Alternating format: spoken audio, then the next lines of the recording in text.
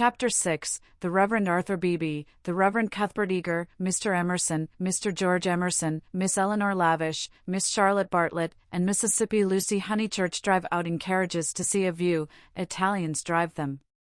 It was Phaeton who drove them to Fiesole that memorable day, a youth all irresponsibility and fire, recklessly urging his master's horses up the stony hill.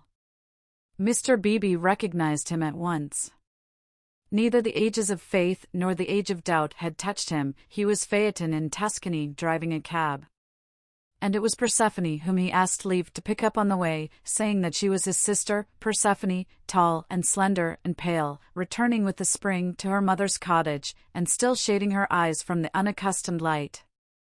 To her Mr. Eager objected, saying that here was the thin edge of the wedge, and one must guard against imposition. But the ladies interceded, and when it had been made clear that it was a very great favor, the goddess was allowed to mount beside the god.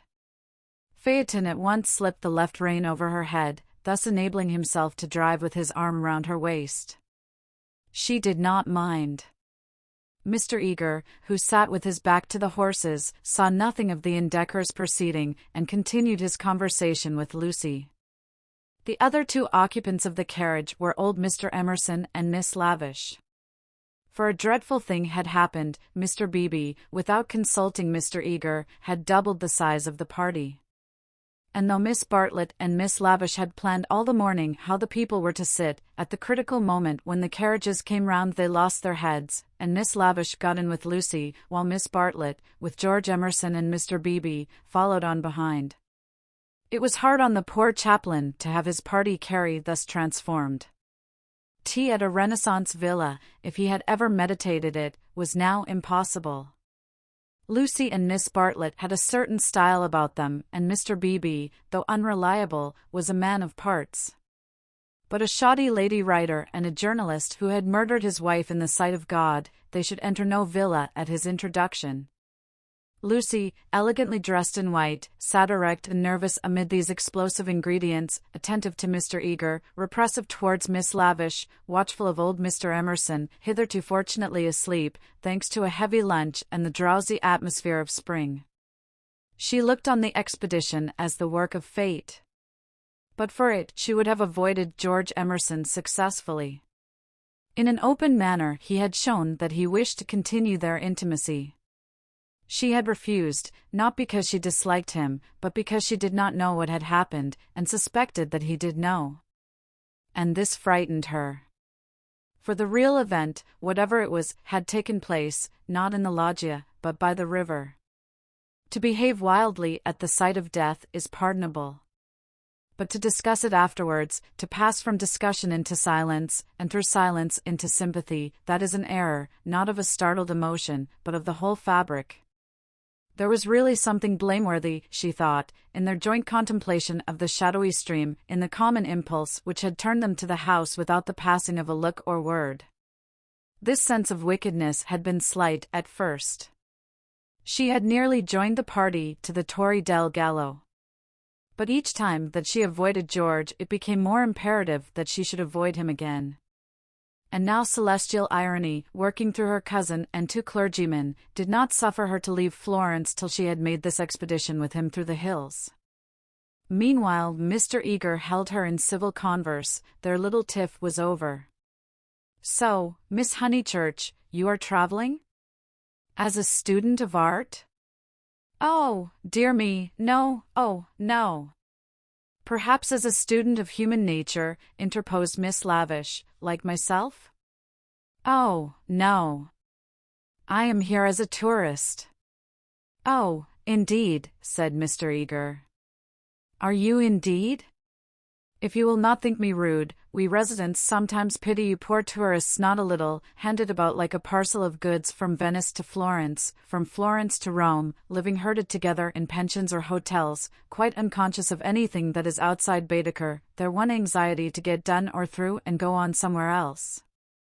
The result is, they mix up towns, rivers, palaces in one inextricable whirl.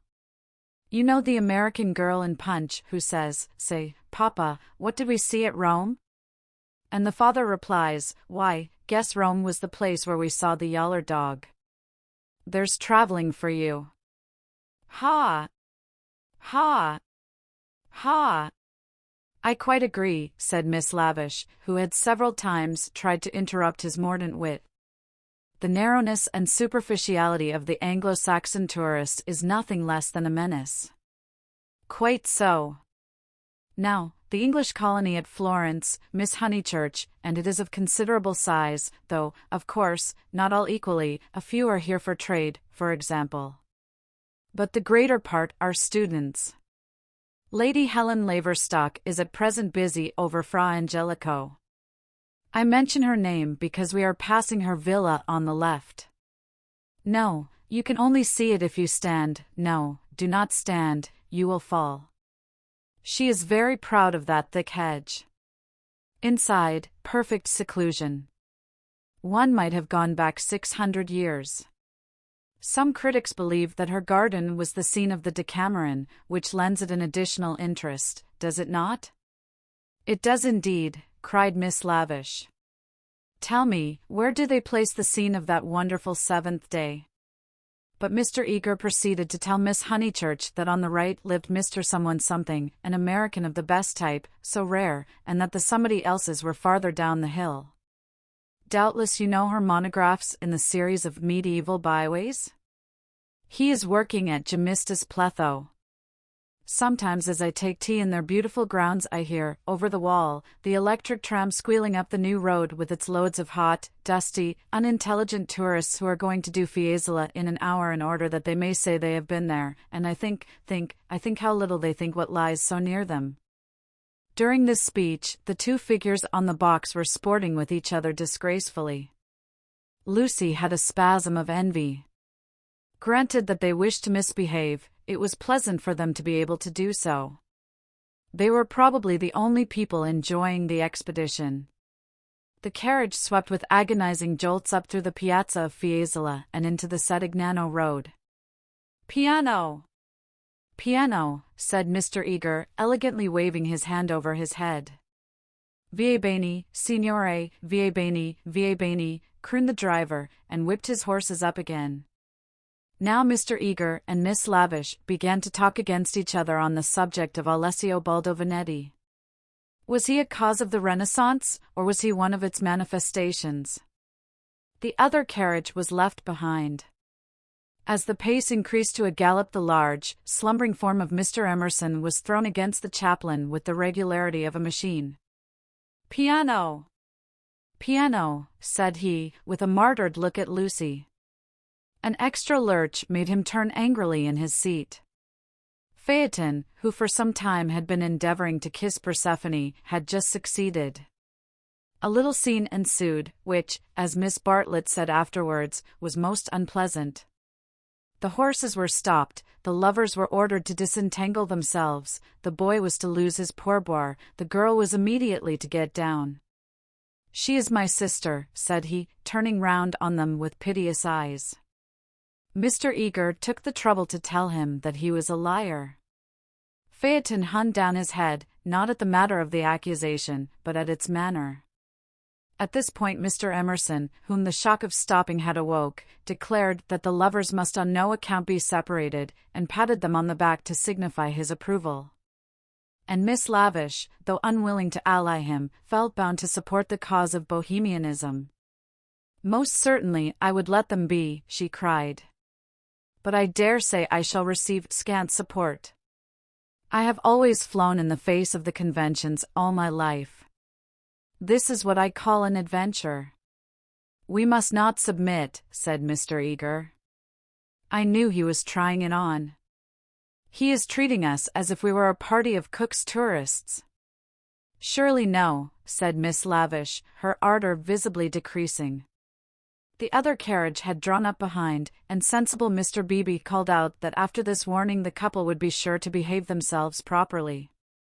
"Leave them alone," Mr. Emerson begged the chaplain, of whom he stood in no awe.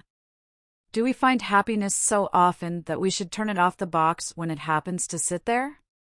To be driven by lovers, a king might envy us, and if we part them it's more like sacrilege than anything I know." Here the voice of Miss Bartlett was heard saying that a crowd had begun to collect.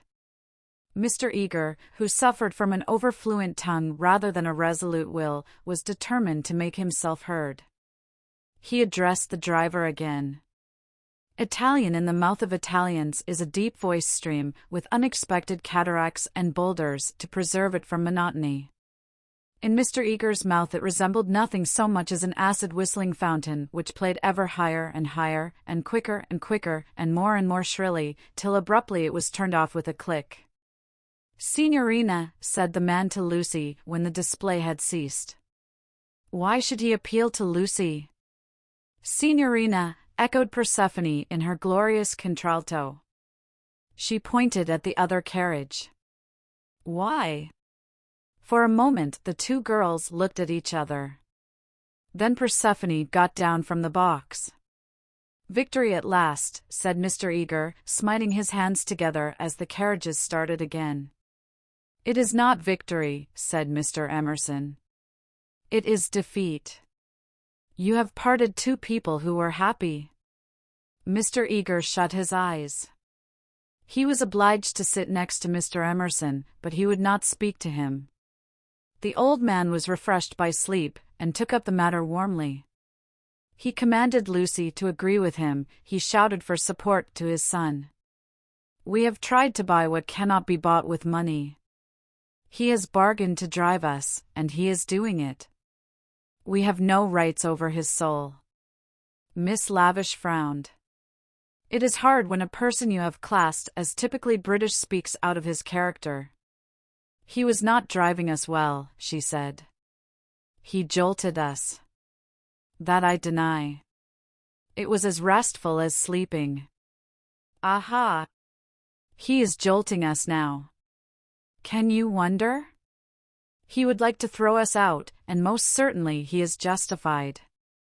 And if I were superstitious I'd be frightened of the girl, too. It doesn't do to injure young people.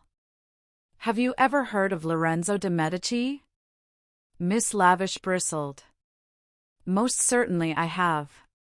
"Do you refer to Lorenzo il Magnifico, or to Lorenzo, Duke of Urbino, or to Lorenzo surnamed Lorenzino on account of his diminutive stature?" "The Lord knows. Possibly he does know, for I refer to Lorenzo the poet. He wrote a line, so I heard yesterday, which runs like this: 'Don't go fighting against the spring.'" Mr. Eager could not resist the opportunity for erudition. "Non fate guerra al maggio," he murmured. "War not with the May would render a correct meaning. The point is, we have warred with it. Look." He pointed to the Val d'Arno, which was visible far below them, through the budding trees. 50 miles of spring, and we've come up to admire them. Do you suppose there's any difference between spring in nature and spring in man? But there we go, praising the one and condemning the other as improper, ashamed that the same laws work eternally through both. No one encouraged him to talk. Presently Mr. Eager gave a signal for the carriages to stop and marshaled the party for their ramble on the hill. A hollow like a great amphitheatre, full of terraced steps and misty olives, now lay between them and the heights of Fiesole, and the road, still following its curve, was about to sweep onto a promontory which stood out in the plain. It was this promontory, uncultivated, wet, covered with bushes and occasional trees, which had caught the fancy of Alessio Baldovinetti nearly 500 years before. He had ascended it, that diligent and rather obscure master, possibly with an eye to business, possibly for the joy of ascending. Standing there, he had seen that view of the Val d'Arno and distant Florence, which he afterwards had introduced not very effectively into his work. But where exactly had he stood? That was the question which Mr. Eager hoped to solve now. And Miss Lavish, whose nature was attracted by anything problematical, had become equally enthusiastic. But it is not easy to carry the pictures of Alessio Baldovinetti in your head, even if you have remembered to look at them before starting. And the haze in the valley increased the difficulty of the quest. The party sprang about from tuft to tuft of grass, their anxiety to keep together being only equaled by their desire to go different directions. Finally they split into groups. Lucy clung to Miss Bartlett and Miss Lavish. The Emersons returned to hold laborious converse with the drivers, while the two clergymen, who were expected to have topics in common, were left to each other. The two elder ladies soon threw off the mask. In the audible whisper that was now so familiar to Lucy, they began to discuss, not Alessio Baldovinetti, but the drive. Miss Bartlett had asked Mr. George Emerson what his profession was, and he had answered the railway. She was very sorry that she had asked him. She had no idea that it would be such a dreadful answer, or she would not have asked him. Mr. Beebe had turned the conversation so cleverly, and she hoped that the young man was not very much hurt at her asking him. "The railway," gasped Miss Lavish. "Oh, but I shall die." Of course it was the railway. She could not control her mirth. "He is the image of a porter on the Southeastern." "Eleanor, be quiet," plucking at her vivacious companion. "Hush. They'll hear, the Emersons, I can't stop. Let me go my wicked way." "A porter, Eleanor." "I'm sure it's all right," put in Lucy. "The Emersons won't hear, and they wouldn't mind if they did." Miss Lavish did not seem pleased at this. "Miss Honeychurch listening," she said rather crossly. "Poof. Woof. You naughty girl. Go away." "Oh, Lucy, you ought to be with Mr. Eager, I'm sure." "I can't find them now, and I don't want to either." "Mr. Eager will be offended. It is your party. Please, I'd rather stop here with you." "No, I agree," said Miss Lavish. "It's like a school feast, the boys have got separated from the girls. Miss Lucy, you are to go. We wish to converse on high topics unsuited for your ear." The girl was stubborn. As her time at Florence drew to its close, she was only at ease amongst those to whom she felt indifferent. Such a one was Miss Lavish, and such for the moment was Charlotte. She wished she had not called attention to herself. They were both annoyed at her remark and seemed determined to get rid of her. "How tired one gets," said Miss Bartlett. "Oh, I do wish Freddie and your mother could be here." Unselfishness with Miss Bartlett had entirely usurped the functions of enthusiasm. Lucy did not look at the view either. She would not enjoy anything till she was safe at Rome. "Then sit you down," said Miss Lavish. "Observe my foresight." With many a smile she produced two of those mackintosh squares that protect the frame of the tourist from damp grass or cold marble steps. She sat on one. Who was to sit on the other? Lucy, without a moment's doubt, Lucy. "The ground will do for me. Really, I have not had rheumatism for years. If I do feel it coming on, I shall stand. Imagine your mother's feelings if I let you sit in the wet in your white linen." She sat down heavily where the ground looked particularly moist. "Here we are, all settled delightfully. Even if my dress is thinner, it will not show so much, being brown. Sit down, dear, you are too unselfish, you don't assert yourself enough." She cleared her throat. "Now don't be alarmed, this isn't a cold. It's the tiniest cough, and I have had it 3 days. It's nothing to do with sitting here at all." There was only one way of treating the situation. At the end of 5 minutes Lucy departed in search of Mr. Beebe and Mr. Eager, vanquished by the Mackintosh Square. She addressed herself to the drivers, who were sprawling in the carriages, perfuming the cushions with cigars. The miscreant, a bony young man scorched black by the sun, rose to greet her with the courtesy of a host and the assurance of a relative. "Duff," said Lucy, after much anxious thought. His face lit up. Of course he knew where. Not so far either. His arm swept 3/4 of the horizon. He should just think he did know where. He pressed his fingertips to his forehead and then pushed them towards her, as if oozing with visible extract of knowledge. More seemed necessary. What was the Italian for clergyman? Dovboni uomini, said she at last. Good. Scarcely the adjective for those noble beings. He showed her his cigar. Uno, più piccolo, was her next remark, implying, has the cigar been given to you by Mr. Beebe, the smaller of the two good men? She was correct as usual. He tied the horse to a tree, kicked it to make it stay quiet, dusted the carriage, arranged his hair, remolded his hat, encouraged his mustache, and in rather less than a quarter of a minute was ready to conduct her. Italians are born knowing the way. It would seem that the whole earth lay before them, not as a map, but as a chessboard, whereon they continually behold the changing pieces as well as the squares. Anyone can find places, but the finding of people is a gift from God. He only stopped once, to pick her some great blue violets. She thanked him with real pleasure. In the company of this common man the world was beautiful and direct. For the first time she felt the influence of spring. His arm swept the horizon gracefully. Violets, like other things, existed in great profusion there. Would she like to see them? Ma buoni uomini. He bowed. Certainly. Good men first, violets afterwards. They proceeded briskly through the undergrowth, which became thicker and thicker.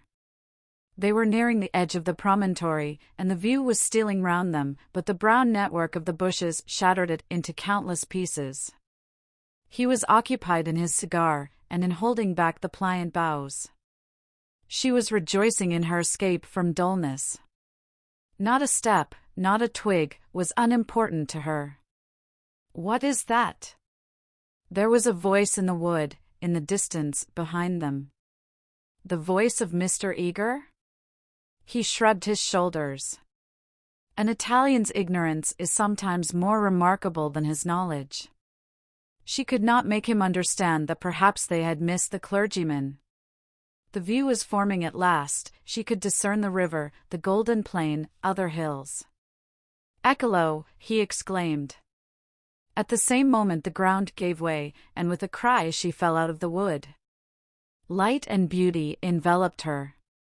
She had fallen onto a little open terrace, which was covered with violets from end to end. Courage, cried her companion, now standing some 6 feet above. Courage and love. She did not answer. From her feet the ground sloped sharply into view, and violets ran down in rivulets and streams and cataracts, irrigating the hillside with blue, eddying round the tree stems, collecting into pools in the hollows, covering the grass with spots of azure foam. But never again were they in such profusion. This terrace was the wellhead, the primal source whence beauty gushed out to water the earth. Standing at its brink, like a swimmer who prepares, was the good man. But he was not the good man that she had expected, and he was alone. George had turned at the sound of her arrival. For a moment he contemplated her, as one who had fallen out of heaven. He saw radiant joy in her face, he saw the flowers beat against her dress in blue waves. The bushes above them closed. He stepped quickly forward and kissed her. Before she could speak, almost before she could feel, a voice called, "Lucy! Lucy! Lucy!" The silence of life had been broken by Miss Bartlett, who stood brown against the view.